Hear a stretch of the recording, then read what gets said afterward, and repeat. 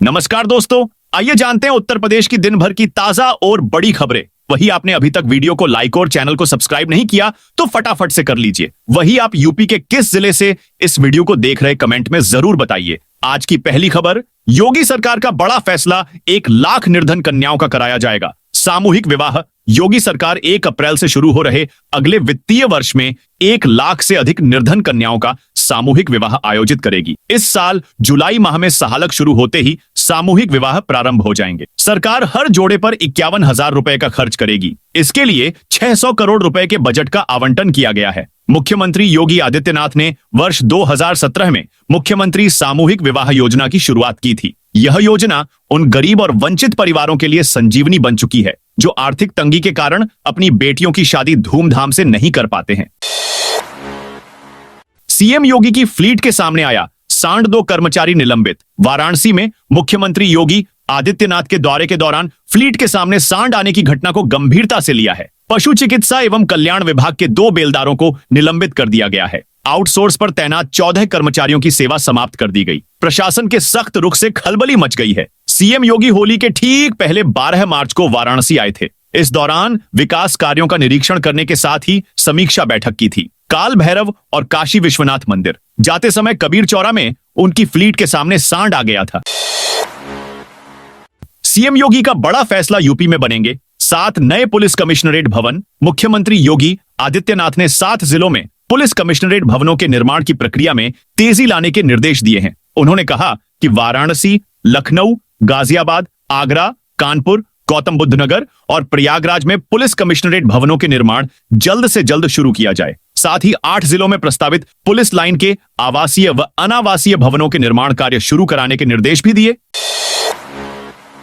किसानों की बल्ले बल्ले, यूपी में इन 9 फसलों पर मिलेगा केसीसी और बीमा का फायदा। प्रदेश के किसानों को अब मूंगफली, मक्का, मूंग, उड़द, पपीता, लीची, तरबूज, खरबूज, आंवला की फसलों के लिए भी किसान क्रेडिट कार्ड, केसीसी और बीमा का लाभ मिल सकेगा। कृषि मंत्री सूर्य प्रताप शाही ने जायद की इन 9 फसलों को इस दायरे में लाने का निर्णय लिया है। मंगलवार को राज्य मंत्री बलदेव सिंह औलख और विभागीय अधिकारियों संग हुई बैठक में कृषि मंत्री ने कहा कि केसीसी के दायरे में आने से किसानों को सुविधा होगी। वहीं बीमा के दायरे में लाने से किसानों को उनकी फसलों पर मौसम के कारण और अन्य प्रकार से नुकसान होने पर क्षतिपूर्ति मिल सकेगी।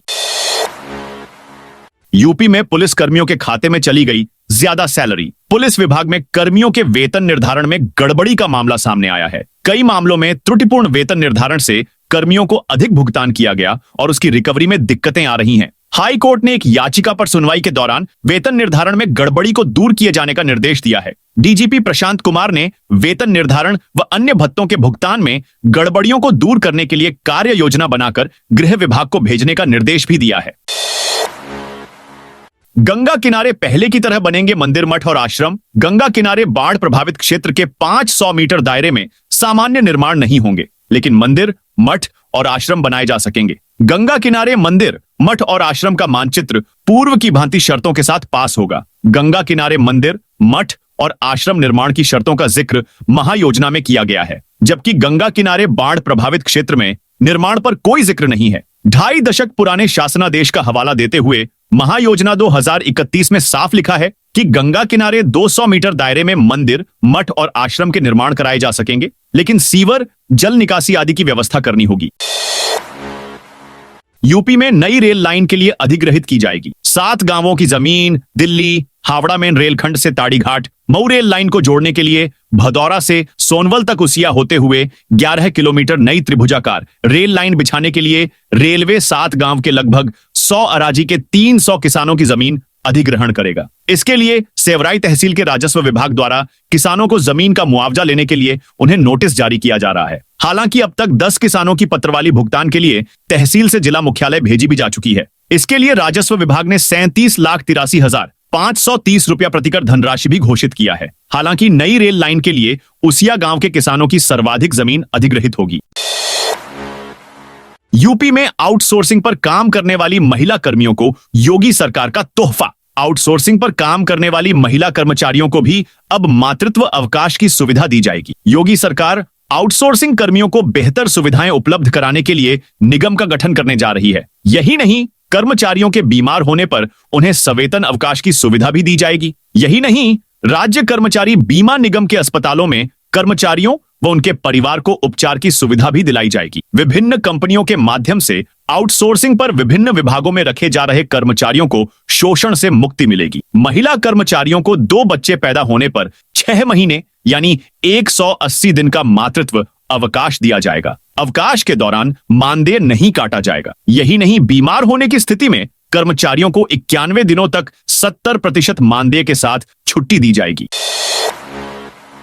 संभल में गाजी मियां के नेजा मेले पर विवाद बढ़ता जा रहा है। मंगलवार को पुलिस ने मेले की शुरुआत से पहले जहां झंडा लगाया जाता था, उस गड्ढे को सीमेंट से बंद करवा दिया। जहां मेला लगता है वहां भारी संख्या में फोर्स तैनात है। ड्रोन से निगरानी की जा रही है। एएसपी श्रीशचंद्र और सीओ अनुज चौधरी ने पीएसी आरआरएफ के जवानों के साथ फ्लैग मार्च भी किया। एसपी ने कहा, यह एक गलत परंपरा थी। गलत परंपराओं को जारी रखना ठीक नहीं है। अब्दुल सालार मसूद गाजी महमूद गजनवी का सगा भांजा था और लूटपाट के इरादे से भारत आया था। उसकी याद में झंडा गाड़ना उचित नहीं है।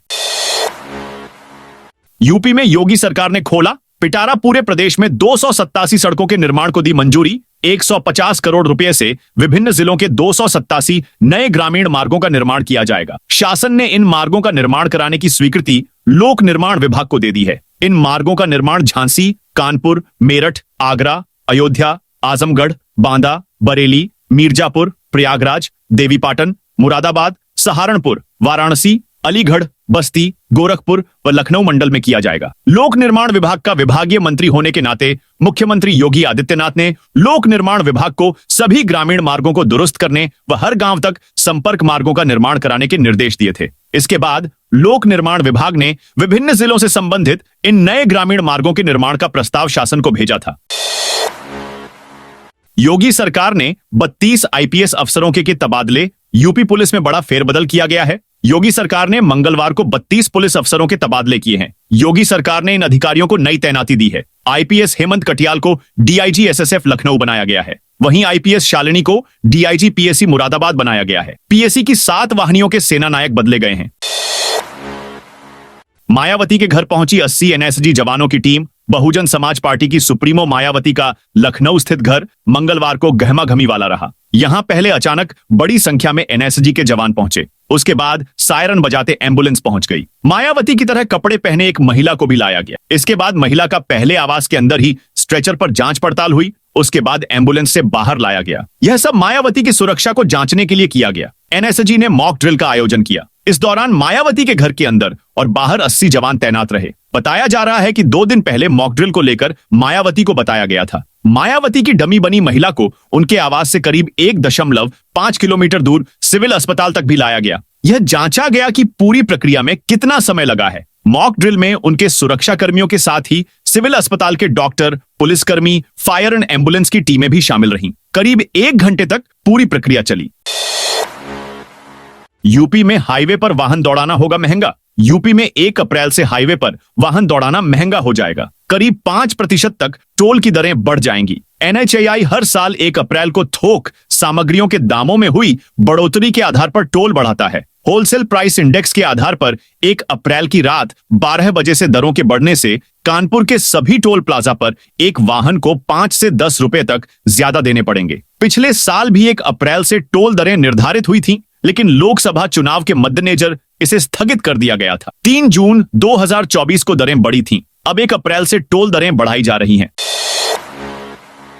यूपी के 20 जिलों में बारिश का अलर्ट। यूपी के मौसम में उलटफेर जारी है। अभी इससे राहत मिलने वाली नहीं है। मौसम विभाग ने आज 20 जिलों में बारिश का अलर्ट जारी किया है। 20 से 30 किलोमीटर प्रति घंटे की रफ्तार से हवाएं चलेंगी। इससे तापमान में 3 से 4 डिग्री सेल्सियस की गिरावट आ सकती है। सोमवार की बात करें तो वाराणसी सबसे गर्म शहर रहा। यहां का तापमान 37.5 डिग्री सेल्सियस दर्ज किया गया। अयोध्या सबसे ठंडा रहा। यहां का तापमान 14.5 डिग्री सेल्सियस दर्ज किया गया। पिछले 24 घंटे में उत्तर प्रदेश के 10 शहरों में बारिश हुई। इनमें अंबेडकर नगर, बाराबंकी, देवरिया, गोरखपुर, कन्नौज, लखनऊ, संत कबीर नगर, बिजनौर शामिल हैं। अयोध्या, गोरखपुर, सुल्तानपुर, कुशीनगर और संत कबीर नगर में ओले गिरे थे।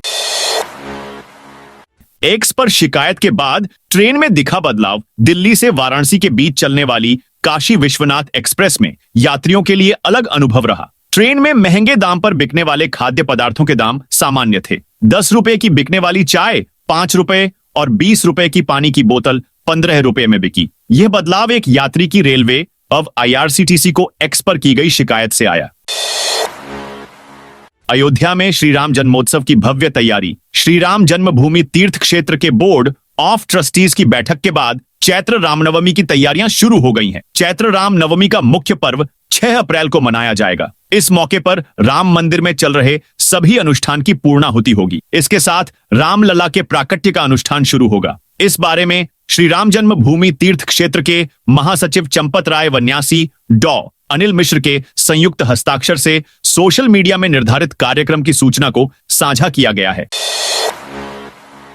बांके बिहारी मंदिर में सुरक्षा गार्डों की गुंडई, VIP और प्रोटोकॉल कर्मियों को पीटा। बांके बिहारी मंदिर में दर्शन करने आए मध्य प्रदेश भाजपा महिला मोर्चा की अध्यक्ष के PA के परिजनों और प्रोटोकॉल कर्मियों के साथ सुरक्षा गार्डों ने मारपीट कर दी। महिलाओं के साथ भी अभद्रता की गई व नायब तहसीलदार के अर्दली का सिर फोड़ दिया। सिटी मजिस्ट्रेट के आदेश पर शनिवार की रात कोतवाली में सुरक्षा गार्डों के खिलाफ अभियोग पंजीकृत कराया गया है।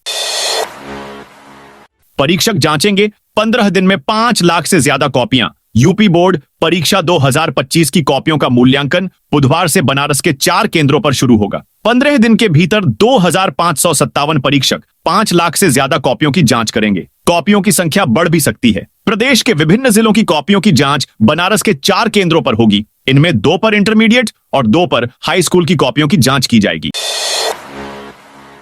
होली बाद अब बड़े एक्शन की तैयारी में बिजली विभाग। फिरोजाबाद जिले में 1,64,000 से अधिक ऐसे उपभोक्ता हैं जो महीनों से बिजली का बिल जमा नहीं कर रहे हैं, जिन पर 363,95,000 रुपए का बिल बकाया है। एक मुश्त समाधान योजना समाप्त होने के बाद ऐसे उपभोक्ता विद्युत विभाग के रडार पर हैं। इनके विरुद्ध अभियान शुरू होगा। होली के बाद विद्युत विभाग ने बिजली का बिल जमा न करने वालों पर सख्त कार्रवाई की योजना बना ली है। इसके लिए नगर, तहसील, ब्लैक व ग्रामीण क्षेत्रों में 10,000 से अधिक के बिल बकायेदारों के कनेक्शन काटे जाएंगे। फिर भी बिल जमा न करने प्राथमिकी दर्ज कराई जाएंगी।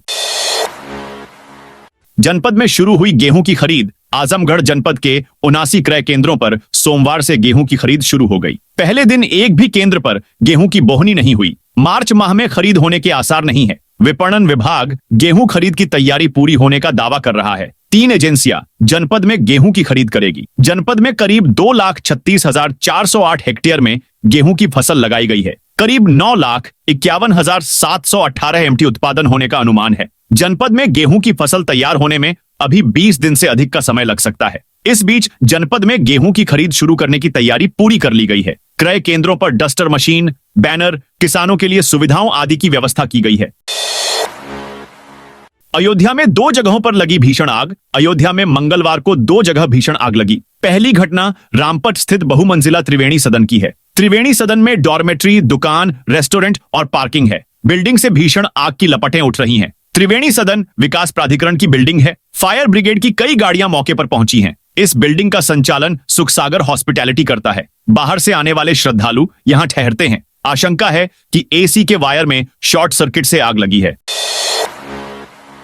इलाहाबाद हाईकोर्ट ने प्रदेश की आर्थिक अपराध विंग में विवेचनाएं लंबित रहने पर नाराजगी जताई है। कोर्ट ने DGP और मुख्य सचिव से 3 हफ्ते में जवाब मांगा है। कोर्ट ने कहा, बताएं कि ऐसा क्यों हो रहा है। ऐसा लगता है जैसे फाइनेंशियल फ्रॉड की मॉनिटरिंग के लिए कोई सिस्टम ही नहीं है। EOW वर्षों बाद आरोपी का दरवाजा खटखटाती है तो वह कोर्ट में आता है। यह स्थिति स्वीकार नहीं है। यह टिप्पणी न्यायमूर्ति समित गोपाल की कोर्ट ने भ्रष्टाचार मामले के आरोपी विजय कुमार दुबे की अग्रिम जमानत अर्जी की सुनवाई के दौरान की। CM योगी आदित्यनाथ का 21 मार्च को अयोध्या दौरा पर आएंगे। उत्तर प्रदेश के मुख्यमंत्री योगी आदित्यनाथ 21 मार्च को अयोध्या दौरे पर रहेंगे। राम मंदिर में रामलला और हनुमानगढ़ी में बजरंग बली का दर्शन पूजन के बाद राजसदन जाएंगे। इसमें बाद timeless Ayodhya literature of art festival में शिरकत होंगे। 2 दिवसीय इस कार्यक्रम में कला साहित्य से जुड़े कई हस्तियां शामिल होंगी। मुख्यमंत्री योगी आदित्यनाथ रामकथा पार्क भी जाएंगे, जहां क्रेडिट कैंप में लाभार्थियों को लोन वितरित करेंगे। इसके बाद संतों से मुलाकात करेंगे। संभावना यह भी व्यक्त की जा रही है कि मुख्यमंत्री मिल्कीपुर भी जा सकते हैं। चुनाव जीतने के बाद मिल्कीपुर जाकर जनता का आभार प्रकट करेंगे। लखनऊ एयरपोर्ट पर मरम्मत का काम बढ़ा। चौधरी चरण सिंह अंतरराष्ट्रीय एयरपोर्ट पर रनवे की रीकारपेटिंग का कार्य अब 15 अगस्त तक चलेगा। नागरिक उड्डयन महानिदेशालय ने प्रस्तावित कार्य पूरा करने के लिए 1 माह का समय बढ़ाया है। 16 जुलाई से 15 अगस्त तक सुबह 11 से दोपहर 3 बजे तक ही विमानों की आवाजाही बंद रहेगी। मुख्यमंत्री योगी आदित्यनाथ की सख्ती के बाद एयरपोर्ट पर 21 मार्च से नो फ्लाइंग 2 घंटे कम होने जा रहा है। माना जा रहा है कि समय में कटौती की वजह से ही कार्य पूरा होने की अवधि बढ़ाई गई है। बिहार विधानसभा चुनाव के लिए सुभाषपा ने बीजेपी के पाले में डाली गेंद। उत्तर प्रदेश के बाहर कई राज्यों में पांव पसार रही सुहेलदेव भारतीय समाज पार्टी ने बिहार विधानसभा चुनाव को लेकर सीट बंटवारे की गेंद अब भाजपा के पाले में डाल दी है। पार्टी ने भाजपा के राष्ट्रीय अध्यक्ष जेपी नड्डा को पिछले दिनों बिहार विधानसभा की उन 29 सीटों की सूची सौंप दी है जिस पर वह एनडीए गठबंधन के साथ मिलकर चुनाव लड़ना चाहती है। इन 29 सीटों पर सुभाषपा ने अपने संगठन को प्रखंड स्तर पर विस्तार देते हुए पदाधिकारी मनोनीत कर दिए हैं। सुभाषपा ने राज्य भर और अति पिछड़ी बहुल जातियों वाली 28 जिलों की 29 सीटें चिन्हित की हैं। यह सीटें सासाराम, पश्चिमी चंपारण, नवादा, नालंदा, गया, औरंगाबाद और बेतिया जैसे जिलों में हैं। पालतू कुत्तों को घर से बाहर निकलना पड़ा महंगा। पालतू कुत्तों के पंजीकरण के लिए नगर निगम पूरे शहर में अभियान चला रहा है। मंगलवार को नगर निगम की टीम ने मदिया कटरा क्षेत्र में अभियान चलाकर विदेशी नस्ल के 3 पालतू कुत्तों को पकड़ा। जुर्माना वसूलने के साथ ही रजिस्ट्रेशन कराने के बाद ही कुत्तों को छोड़ा गया। नगर निगम की औचक कार्रवाई से कुत्तों को लेकर घूम रहे कई लोग भागकर अपने घरों में घुस गए। पालतू कुत्तों के लिए नगर निगम प्रशासन ने पंजीकरण अनिवार्य कर दिया है। इसके लिए निगम द्वारा शहर में लगातार अभियान चलाकर पशु प्रेमियों को डॉग रजिस्ट्रेशन कराने के प्रति जागरूक किया जा रहा है। इसके बावजूद अभी भी तमाम लोग अपने पालतू कुत्तों का पंजीकरण नगर निगम में नहीं करा रहे हैं। यूपी के इन 2 जिलों में बनेंगे हेरिटेज होटल। उत्तर प्रदेश में पर्यटन को बढ़ावा देने के लिए झांसी के बरुआ सागर किले और कानपुर देहात के ऐतिहासिक शुक्ल तालाब के निकट बारादरी को हेरिटेज होटल के रूप में विकसित किया जाएगा। इस प्रोजेक्ट को सार्वजनिक निजी भागीदारी मॉडल पर नीमराना होटल्स और रेडवुड होल्डिंग द्वारा विकसित किया जाएगा। इस प्रोजेक्ट से स्थानीय लोगों को रोजगार के अवसर भी मिलेंगे।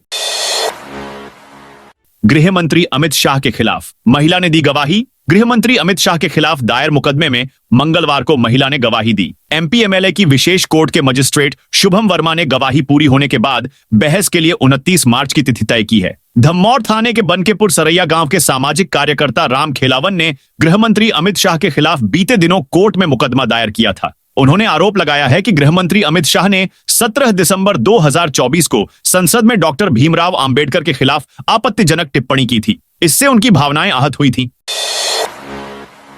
रालोद नेता व कैबिनेट मंत्री अनिल ने सीएम से की मुलाकात। राष्ट्रीय लोकदल के राष्ट्रीय अध्यक्ष जयंत चौधरी के निर्देश पर रालोद के प्रदेश सरकार में कैबिनेट मंत्री अनिल कुमार ने आज लखनऊ विभिन्न समस्याओं को लेकर मुख्यमंत्री योगी आदित्यनाथ से मुलाकात की। उन्होंने 2 अप्रैल 2018 को दलित समाज के द्वारा जन आंदोलन में दलित समाज के व्यक्तियों पर पंजीकृत मुकदमों को सरकार के द्वारा वापस लिए जाने को लेकर वार्ता की। खुशखबरी, अप्रैल महीने में छुट्टियों की भरमार। अप्रैल महीने में उत्तर प्रदेश के लोगों को 5 दिनों की छुट्टियां मिलने वाली है। 1 अप्रैल को जहां वाणिज्य बैंकों की वार्षिक लेखाबंदी होगी, वही संभावना है कि इस बार 1 अप्रैल को मुस्लिम धर्म का प्रमुख त्योहार ईद भी पड़ सकता है। सरकारी कैलेंडर में 1 अप्रैल को ईद की छुट्टी है। 6 अप्रैल को रामनवमी के अवसर पर स्कूल, कॉलेज, सरकारी दफ्तर बंद रहेंगे। इसके अलावा 10 अप्रैल को महावीर जयंती मनाई जाएगी। वहीं 13 अप्रैल को बैसाखी का पर्व मनाया जाएगा। 14 अप्रैल सोमवार को प्रदेश में भीमराव अंबेडकर जयंती की छुट्टी होगी। इन छुट्टियों को ध्यान में रखते हुए लोग अपने परिवार के साथ समय बिता सकते हैं या फिर इन खास दिनों का भरपूर आनंद ले सकते हैं। 18 अप्रैल को गुड फ्राइडे के अवसर पर अवकाश रहता है। सांसद बर्ग के मकान निर्माण मामले में अंतिम सुनवाई टली। संभल के सपा सांसद जिया उर रहमान बर्ग के बिना नक्शा पास कराए मकान बनाने के मामले में 18 मार्च की सुनवाई टल गई है। आपको बता दें कि बीती 5 दिसंबर को पहला नोटिस जारी किया गया, जिसकी पहली सुनवाई 12 दिसंबर को हुई थी। लगातार समय देने के बाद बीती 23 जनवरी को अधिवक्ताओं की आपत्ति के बाद एसडीएम ने पालिका ईओ और जेई की आंखियां रिपोर्ट मांगी थी, लेकिन उसके बाद भी साक्ष्य नहीं देने पर 10 फरवरी को एसडीएम ने अर्थदंड के रूप में 500 रुपए का आर्थिक जुर्माना लगाया था।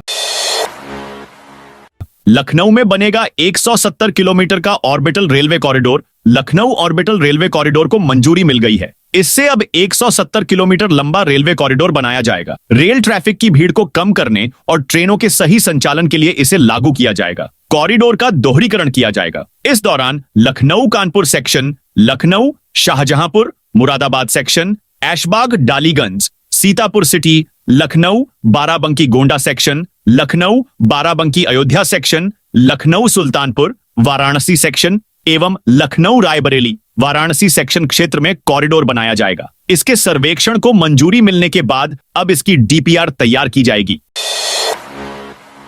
ग्रेटर नोएडा और अमेरिका के लोडन काउंटी बनेंगे सिस्टर सिटी। ग्रेटर नोएडा और अमेरिका के लोडन काउंटी को सिस्टर सिटी के रूप में विकसित किया जाएगा। मंगलवार को लोडन काउंटी के प्रतिनिधिमंडल ने ग्रेटर नोएडा प्राधिकरण का दौरा किया। लोडन काउंटी वर्जीनिया के इकोनॉमिक डेवलपमेंट विभाग के कार्यकारी निदेशक बडी राइजर ने अपनी टीम के साथ प्राधिकरण के अधिकारियों से मुलाकात की। बैठक में CEO NG Ravi Kumar, ACEO Saumya Srivastava, CEO Prerna Singh और ओएसडी अभिषेक पाठक मौजूद रहे। राजस्थान पुलिस ने जाना यूपी का मॉडल। उत्तर प्रदेश में महिला सुरक्षा को लेकर योगी सरकार की 1090 सेवा देश भर में मिसाल बन रही है। महिलाओं की सुरक्षा और साइबर अपराधों पर लगाम लगाने के लिए यूपी सरकार द्वारा संचालित इस सेवा का अध्ययन करने राजस्थान पुलिस के वरिष्ठ अधिकारियों की एक टीम लखनऊ पहुंची। अध्ययन के बाद राजस्थान पुलिस ने इसे अपने राज्य में लागू करने पर विचार शुरू कर दिया है। लखनऊ कैंसर हॉस्पिटल का बैंक खाता सीज। लखनऊ नगर निगम ने Kalyan Singh super speciality cancer institute and hospital के बैंक खाते को सीज कर दिया है। अस्पताल का 9,02,02,339 रुपए का हाउस टैक्स बकाया था। इसे चुकाने के लिए कई बार बिल और डिमांड नोटिस भेजी गई थी, लेकिन भुगतान नहीं किया गया। इसके अलावा अधिकारियों ने अस्पताल प्रशासन से व्यक्तिगत तौर पर भी संपर्क किया और बकाया चुकाने को कहा। हालांकि तमाम प्रयासों के बावजूद अस्पताल ने अब तक भुगतान नहीं किया, जिसके बाद नगर निगम ने कार्रवाई की है। वाराणसी के गंगा घाटों का 41 करोड़ 23 लाख रुपए से सौंदर्यीकरण। उत्तर प्रदेश पर्यटन विभाग ने वाराणसी के विभिन्न घाटों के लिए लगभग 41 करोड़ 23 लाख रुपए की परियोजनाओं को मंजूरी दी है, जिनमें 16 करोड़ रुपए जारी किए गए हैं जा चुके हैं। यह जानकारी पर्यटन एवं संस्कृति मंत्री जयवीर सिंह ने दी। उन्होंने बताया कि इन विकास कार्यों का उद्देश्य देश विदेश से आने वाले श्रद्धालुओं और पर्यटकों को एक विशिष्ट अनुभव प्रदान करना है। घाटों के पुनरुद्धार से उनकी धार्मिक, ऐतिहासिक और सांस्कृतिक सुंदरता बनी रहेगी, साथ ही आधुनिक सुविधाएं भी जुड़ेंगी। प्रयागराज में अवैध अफीम की खेती का खुलासा। प्रयागराज के हंडिया क्षेत्र में पुलिस ने अवैध अफीम की खेती का भंडाफोड़ किया है। धोकड़ी कच्छार स्थित एक खेत में कोतवाल ब्रजकिशोर गौतम के नेतृत्व में पुलिस टीम ने छापेमारी की। खेत में बैगन और गेहूं की फसल के बीच अफीम के पौधे उगाए गए थे। मौके पर हंडिया एसीपी सुनील सिंह, फूलपुर नायब तहसीलदार रविंद्र कुमार, कानूनगो प्रमोद कुमार और लेखपाल राहुल बिंद मौजूद रहे। खेत के मालिक हौसला प्रसाद पटेल मौके से फरार हैं। पकड़ी गई अफीम की कीमत लाखों रुपए आंकी गई है। स्थानीय लोगों का कहना है कि आबकारी विभाग क्षेत्र में पूरी तरह निष्क्रिय है। विभाग केवल कमीशन लेने के लिए सक्रिय रहता है। इमरान मसूद बोले, सहारनपुर स्टेशन का नाम मां शाकंभरी देवी हो। सहारनपुर से सांसद इमरान मसूद ने लोकसभा में कहा, सहारनपुर रेलवे स्टेशन का नाम बदलकर मां शाकंभरी देवी किया जाए, क्योंकि सहारनपुर एक ऐतिहासिक जिला है। वहां मां शाकंभरी देवी का मंदिर है, जहां पर कई राज्यों से श्रद्धालु आते हैं, इसलिए स्टेशन का नाम बदल दिया जाए। इसके अलावा देवबंद स्टेशन का नाम मौलाना हुसैन अहमद मदनी के नाम पर रखा जाए। इमरान मसूद ने कहा, सहारनपुर से इलाहाबाद हाईकोर्ट की दूरी 700 किलोमीटर है। इलाहाबाद जाने के लिए कोई सीधी ट्रेन नहीं है, इसलिए सहारनपुर से इलाहाबाद तक सीधी ट्रेन चलाई जाए। सहारनपुर से सीधी वंदे भारत ट्रेन लखनऊ के लिए है, इसे वाया अलीगढ़ चलाया जाए। इससे अलीगढ़ यूनिवर्सिटी में पढ़ने वाले बच्चों को फायदा होगा। दोस्तों, यह थी उत्तर प्रदेश की दिन भर की ताजा और बड़ी खबरें। जय हिंद, जय भारत।